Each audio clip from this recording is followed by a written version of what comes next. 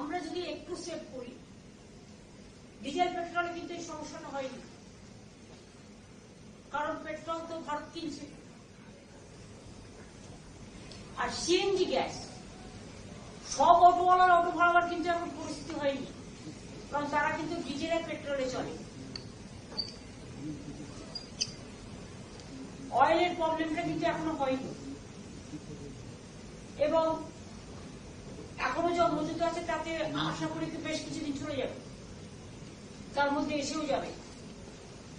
কিন্তু প্রবলেম যেটা হচ্ছে সেটা হচ্ছে সিএনজি গ্যাস। সেখানে সিএনজি গ্যাস যারা সাপ্লাই করে তাদের আমরা ডেকেছিলাম, ডেকে বলেছি আপনারা সিএনজি গ্যাসটাকে সাপ্লাই করুন, যাতে এই যে অটোওয়ালারা ভাড়া বাড়িয়ে দিয়েছে 5 টাকা করে, ন্যাচারালি ওরাই দা কি করে পাচ্ছে না, ওরা যাতে পেতে পারে তার ব্যবস্থা করে, সেটা ওদের কাছে বলা হয়েছে। এবং এর জন্য আপনারা স্টেট গভর্নমেন্টের কাছ থেকে যে কোঅপারেশন চান, আমরা কোঅপারেশন করব, যাতে শান্তিপূর্ণভাবে মানুষ সবটা পেতে পারে।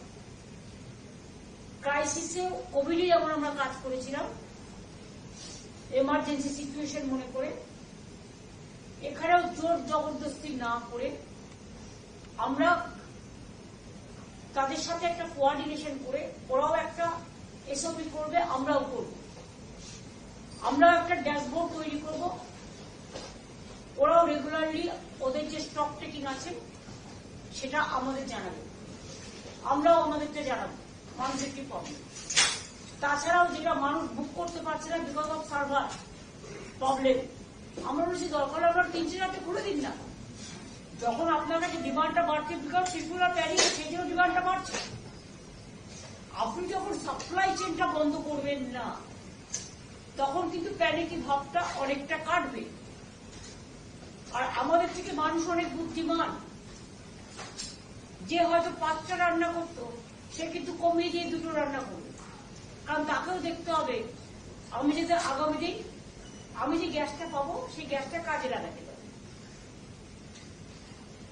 সুতরাং এই সমস্ত নিয়ে ডিটেলস আলোচনা হয়েছে, আলোচনাটা ভালো হয়েছে। এখন এর পজিটিভ দিকগুলো নিয়ে আমি আপনাদের বললাম,